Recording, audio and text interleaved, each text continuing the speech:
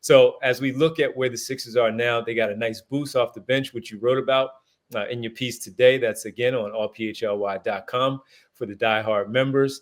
And then you have Adem Bona maybe, and looking pretty solid out there as a backup. Does he get some minutes? If you had to sit here today and kind of forecast what this might look like, how would you like to see the rotation for at least starting tomorrow? I mean, I don't think it's going to look a whole lot different than it has, or at least than it did in Detroit on Monday night. Today's Monday. On Saturday night, right? Where Bona is going to get, let's say, 15 to 20 minutes. I think if I had to guess, he'll probably go back to that same group we saw to start the second half with KJ playing some power forward minutes. I think Nurse said after the game that he likes how they look when they've been bigger. And I think that initially it sounded like his logic was not that Kelly Oubre was playing over McCain, but that Yabusele was. That was what I interpreted from what he told reporters in Detroit after Saturday's game. So my expectation would be he wants to put another bigger person / player next to Yabu in the front court, hopefully give him a chance to defend and rebound on that end of the floor.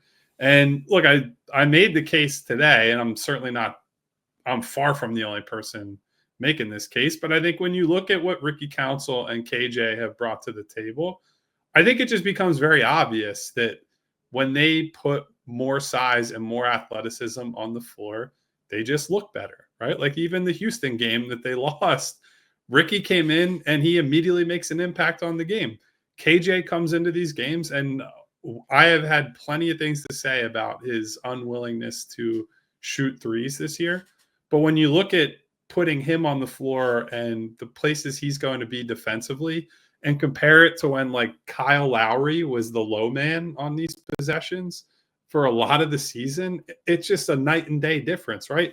He can make that rotation, get to the rim, contest the shot, and, sometimes even rebound the same shot that he contested as well. I just think there is a massive, massive gap between when you put the young guys and the athletes on the floor and when you're asking Eric Gordon and Kyle Lowry to play pretty significant minutes. So I would expect both of those guys to play again. Nurse indicated that the older vets have had their opportunity to play and everybody's got to earn their minutes. And yeah, then the other decision is basically just how much do you use Bona, right? Because I don't think you're going to play 48 minutes of Gershon at the 5 and KJ at the 5, right? You do need to use Bona in some capacity. How much you can use him is dependent on how much pressure can Charlotte put on him to play and defend in space. And I think he'll be fine against them because with LaMelo out and their lack of size, that's not that big a deal. The 2 games against Orlando, that's a bigger challenge, right? Where you're going to have to deal with a Franz Wagner. You're going to have to deal with even drives from, Suggs and KCP and people like that. And so that's where Bona's minutes will be. I'll be observing a lot more closely. But I think, early returns were very good in that Detroit game. As long as he can stay out of foul trouble, I think everything else looks pretty good so far. Yeah, I think you really have to give Bona a chance here. And it might not be for like full backup minutes.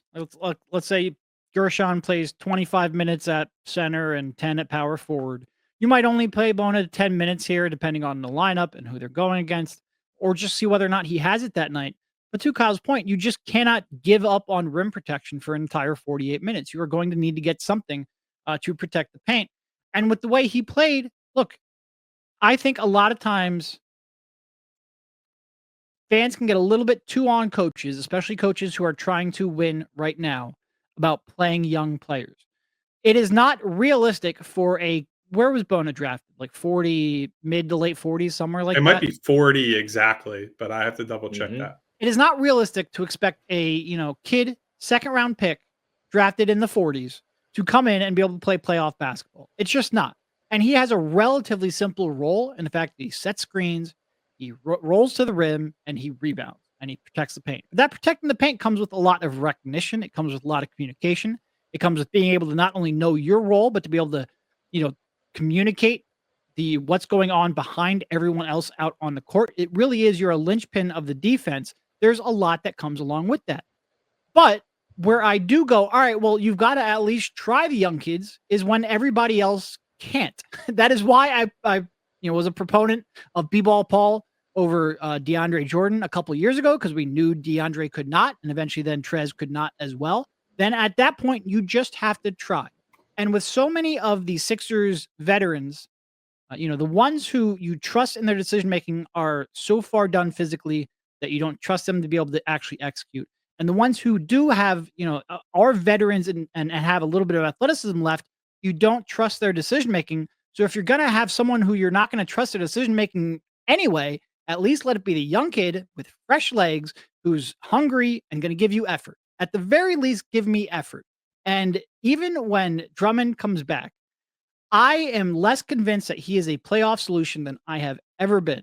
And I'm not saying that Bona is either. But at the very least, let's give him a couple of minutes just to see. You might be surprised and get something you weren't expecting.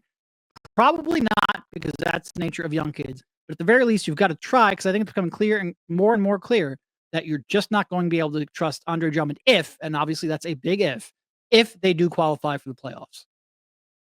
Yeah, and look, I just think, but the trio of those guys, Ricky, KJ, and Bona, they all bring two things. They're all great athletes, and they all compete hard as hell, right? And right now, when you're 4-14, you don't have Joel Embiid. Paul George has been in and out of the lineup.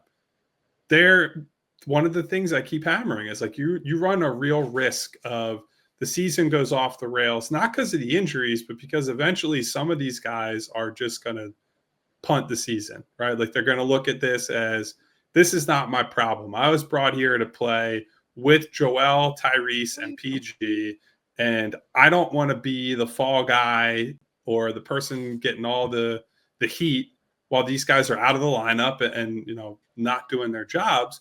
Well, guys like Adem, Ricky, and KJ maybe to a lesser extent, but those are guys that they don't have the luxury to just be like, oh, well, throw the towel in on this season, right? Like, Ricky has to come in and prove, I'm a real NBA player. I'm a guy who deserves a role, not just this season, not just on this team, but long-term. Adem has to come in and say, no, I was pick 41, and I'm coming in here with a ton to prove. I have to show people I can do things that I frankly was not very good at UCLA. And they come in with a real hunger. And those guys, some of that is the situation, but some of that is also, that's been the book on these guys for their careers, right? Is maybe they don't do a lot of things well. Maybe there are some skill issues or fit issues that they've had in different lineups.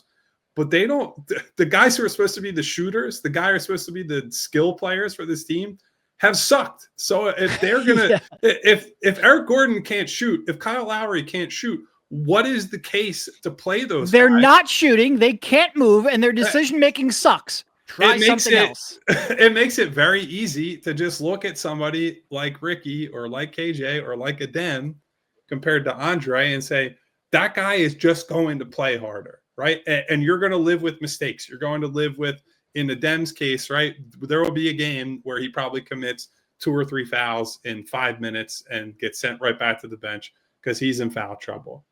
But you have to live through those mistakes because, one, they give you something that the older guys cannot.